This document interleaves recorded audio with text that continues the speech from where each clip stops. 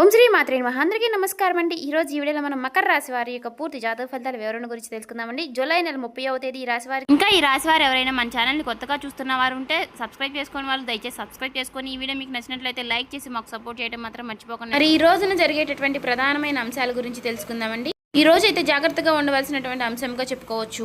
ఎందుకంటే ఈ రోజున మీ జీవితంలో ఒక డెడ్ లైన్గా ఉండబోతోంది. ఎందుకు అంటే కనుక మధ్యాహ్నం 2:30 తర్వాత మీ జీవితంలో ఊహించినటువంటి ఒక మార్పు అనేది రాబోతుంది. శ్రీ సమ్మక్క సారక్క జ్యోతిష్యాలయం గురువు గారు విజయరాజు గారండి. ముఖం చూసి లేదా చేయి చూసి ఫోన్ కాల్ ద్వారానే జాతకం అనేది చెప్పబడును. స్త్రీ పురుష వశీకరణ కూడా చేయబడును. గురువు గారు అన్ని సమస్యలకి మనకి పరిష్కారం అనేది చెప్పబడును. ప్రేమ సమస్యలు, వ్యాపార సమస్యలు, ఉద్యోగ సమస్యలు, రాజకీయ సమస్యలు, విదేశీ ప్రయాణం, ధనం నిలకడగా లేకపోవడం, భార్యాభర్తల సమస్యలు, అత్తకోడల సమస్యలు, ఆస్తి తగాదాలు, అప్పుల బాధలు, ఇలా ఏ సమస్యలకైనా 100% మనకి తీర్పు అనేది చెప్పబడును. ఈ గురుగారు ఫోన్ నెంబర్ వచ్చేసి 9100263308 అండి. మీరు ఎక్కడున్నా సరే ఏ సమస్యలతో బాధపడుతున్నా ఆ సమస్య నుంచి బయటపడాలంటే మాత్రం ఈ గురుగారిని సంప్రదించి చూడండి. చాలా నమ్మకమైన గురుగారు చెప్పినట్టుగా జరుగుతుంది. సమస్య అనేది పరిష్కారం గురువుగారిది. నమ్మకం ఉంటే మాత్రం ఈ గురువుగారిని సంప్రదించి చూడండి. ఆ 2:30 దాటక ముందే మీరు ఒక ఫోన్ కాల్ ద్వారా కానీ ఏదైనా సరే ఒక విధంగా ఒక వార్త అనేది వినవచ్చండి. ఒక వ్యక్తి మీ తలుపు తట్టవచ్చు. ఆ వ్యక్తి ఎవరై ఉంటారు? ఆ వ్యక్తి ద్వారా ఆ వార్త వినగానే ఒక్కసారిగా మీ గుండె జల్లుమంటుంది. ఇది ఒక షాకింగ్ న్యూస్గా చెప్పుకోవచ్చు. అయితే ఈ వార్త మిమ్మల్ని భయపెట్టేటటువంటి వార్త కూడా కావచ్చండి. లేదంటే ఒక ఆనందంతో ఉక్కిరిబిక్కిరి చేసేటటువంటి ఒక శుభవార్త అయి కూడా ఉండవచ్చండి. మరైతే ఈ వీడియో మీ జీవితాన్ని తప్పకుండా మలుపు అయితే తిప్పబోతుందని చెప్పుకోవాలి. కాబట్టి ఈ వీడియోని మీరు ఎక్కడ కూడా స్కిప్ చేయకుండా చివరి వరకు చూస్తేనే మీకు అప్పుడు ప్రతి ఒక్క చిన్న విషయం కూడా క్లారిటీగా మీకు అర్థమవుతుందండి. ఇక సాధారణంగా ఏంటంటే ఈ రాశి వారు చాలా అంటే చాలా తెలివిగా ఉంటారు.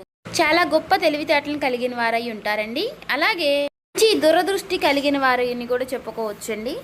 అలాగే మీకు ఏదైనా ఒక విషయం జరిగే ముందు ఒక రకమైనటువంటి సూచన, అంటే అది అంతర్బోధ, అంటే ఇలా జరుగుతుంది అని చెప్పేసి మీ మనసుకి కనిపిస్తూ ఉంటుంది. కానీ ఈ మధ్య కాలంలో మీ మనసు మొద్దుబారిపోయినట్లుగా మీకు కూడా అనిపిస్తుంది కదా. అంటే మీరు అనుకున్నవి ఏది కూడా పూర్తిగా వర్కౌట్ కావడం లేదండి. గత కొన్ని రోజులుగా ఎదుటివారు కూడా మిమ్మల్ని అర్థం చేసుకోవటం లేదనేటటువంటి బాధగా, అది కూడా మీలో ఒక వంతు బాధగా ఉంది. మరైతే మీ గుండె లోతుల్లో ఏదో ఒక అద్భుతం అనేది జరగబోతుంది అని చెప్పేసి మీరు మాత్రం మనసులో పూర్తిగా ఏదో ఒక విషయంలో నమ్ముతూనే ఉంటారు. అయినప్పటికీ గత కొన్ని సంవత్సరాలుగా మీరు ఒక గందరగోళమైనటువంటి పరిస్థితులు అనేది చిక్కుకున్నారండి. చెప్పాలంటే ముఖ్యంగా ఒక ఆర్థిక పరమైనటువంటి విషయంలో కావచ్చు, లేదంటే ఒక డాక్యుమెంట్స్ విషయంలో కావచ్చండి, లేదా భూమి విషయంలో కావచ్చు. ఇలా మీరు ఎదురు చూపులు చూస్తూ ఉన్నారు. అసలు ఇది జరుగుతుందా లేదా అని చెప్పేసి ఒక రకమైనటువంటి సంఘటనతో సంవిధ్యంలో మీరు కొట్టుమిట్టు ఆడుతున్నటువంటి పరిస్థితులు కూడా కనిపిస్తూ ఉన్నాయండి. మరైతే మీరు బాగా నమ్మినటువంటి కొంతమంది వ్యక్తులు కూడా మీ మీద నెగిటివ్గా సమాచారం అనేది చేస్తూ ఉండటం. అయితే రేపటి రోజున మీకు మధ్యాహ్నం ఈ టెన్షన్స్ కానీ, లేదంటే తర్వాత జరగబోయేటటువంటి అంశం గురించి కానీ తెలుసుకుంటే ఇది మీకు చాలా చాలా ప్రత్యేకంగా మీ జీవితంలో ఉండబోతుంది. ఇప్పుడు అసలు విషయానికి వస్తే కనుక రేపటి రోజున మధ్యాహ్నం 2:30 లోపు మీకైతే ఒక వార్త అయితే అందుతుందండి.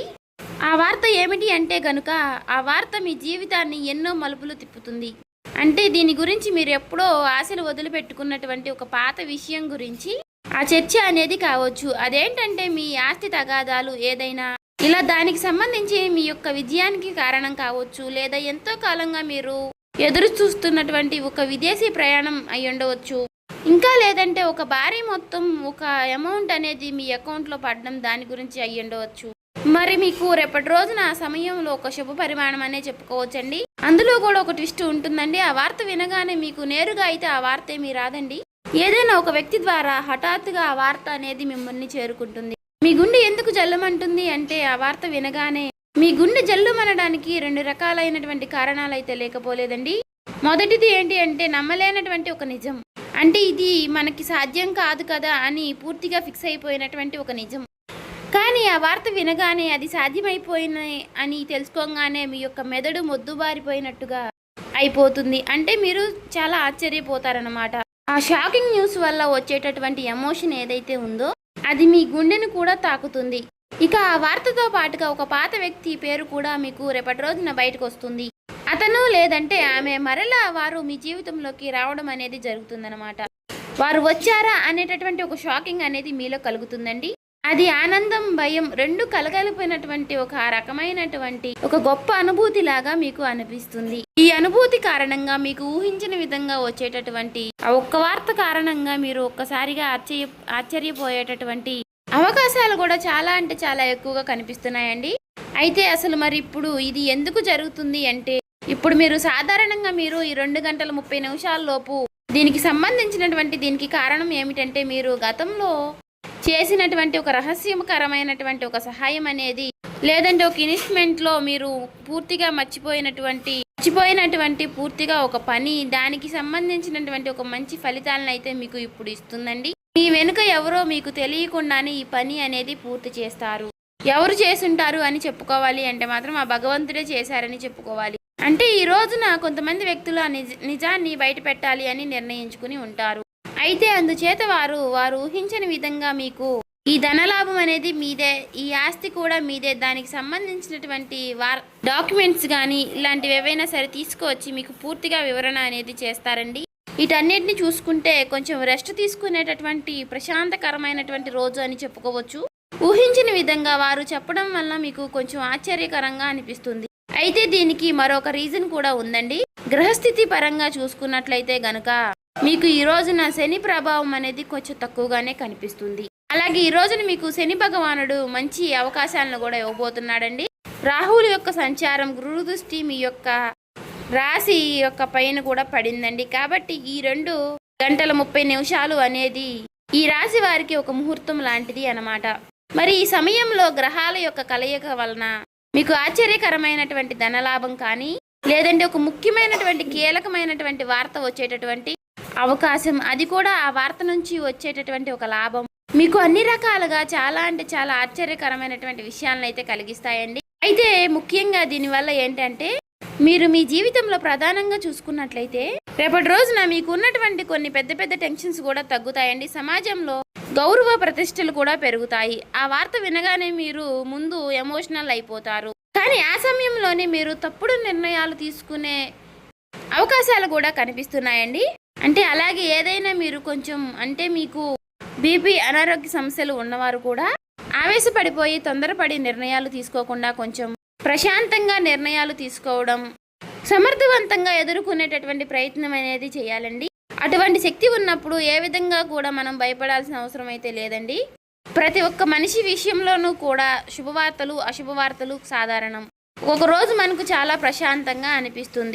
ఒక్కొక్క రోజు అసలు ఈ రోజే బాగాలేదు, చాలా ఒత్తిడిగా ఉంది, నిద్ర లేచినప్పటి నుంచి ఎవరి ముఖం చూసాము అన్నట్లుగా ఒక రకమైనటువంటి ఫీలింగ్ అనేది మనలో కలుగుతూ ఉంటుంది. అలా ఒక్కొక్క రోజు ఒక్కొక్క రకంగా ఉంటుంది అన్నమాట. కాబట్టి ఒక్కొక్క రోజు మనకు సంబంధించినటువంటి పనుల్లో కొన్నిటిలో ప్రశాంతత అనేది కనిపిస్తుంది. అదేవిధంగా ఒక్కొక్క రోజు మనకు సంబంధించిన పనుల్లో పూర్తిగా డేలా పడిపోతామేమో అన్నట్లుగా అనిపిస్తూ ఉంటుంది. కాబట్టి ఏదైనా మన ఆలోచన విధానంలో మనం తీసుకునే నిర్ణయాలు బట్టి ఉంటుందండి. కాబట్టి ఈ రోజున ఉదయం టైంలో ఆ శివుడి యొక్క ఆరాధన చేసుకోవడం, ఓం నమః శివాయ అనే మంత్రాన్ని జపించుకుంటూ ఉండడం, వీలైతే మీరు శివాలయానికి వెళ్ళి 11 ప్రదక్షిణలు కానీ 21 ప్రదక్షిణలు కానీ చేసుకుని కాసేపు ఆ ఆలయంలో ప్రశాంతంగా కూర్చుని శివుని దర్శనం చేసుకుని మీకు వీలైనన్ని సార్లు లేదంటే 108 సార్లు కానీ ఓం నమః శివాయ అనే మంత్రాన్ని జపించడం వల్ల మీకు ఉన్నటువంటి కొన్ని నెగిటివిటీ అనేది తొలగిపోయి పాజిటివిటీ అనేది పాస్ అవుతుందండి. ఒక మాటలో చెప్పాలంటే మైండ్ అంతా కూడా మీకు కొంచెం రిలీఫ్ అనేది ఇస్తుంది. ఇది ఒక విశేషమైనటువంటి రోజుగా చెప్పుకోవచ్చు. ఇక ఈ రోజు మధ్యాహ్న సమయంలో మీరు ఎవరితో కూడా గొడవలకు కానీ తగాదలకు కానీ పోవద్దండి. ఈ రోజున మీరు నీలం రంగు దుస్తువులు ధరించడం వల్ల మీకు మరింత ప్రశాంతతను ఇస్తుందన్నమాట. అంతేకాకుండా ఈ రోజున మీకు పసుపు రంగు వస్త్రధారణ కూడా మీకు ఎంతో జయం కలిగిస్తుందండి. అలాగే ఈ రోజు మధ్యాహ్నం మీ జీవితాన్ని మార్చేసేటటువంటి ఒక ఫోన్ కాల్ అనేది మీకు వస్తుందండి. ఆ ఫోన్ కాల్ రూపంలో మీ జీవితంలో ఒక సరికొత్త వెలుగుని నింపాలని చెప్పేసి మనస్ఫూర్తిగా నేను కూడా కోరుకుంటున్నాను. ఇక ఈ రోజున మీకు తూర్పు దిక్కు ప్రయాణం అనేది ఎంతో విశేషంగా ఉంటుంది. ఇక ఎప్పుడూ కూడా మీకు వీలైనంత సహాయం మీరు ఎవరికైనా చేయడంలో మీరు ముందుంటారు. ఒకరిని ముంచాలి, ఒకరిని నష్టపెట్టాలి, ఒకరికి సమస్యలు కలిగించాలని చెప్పేసి మీరు ఎప్పుడు కూడా అనుకోరు.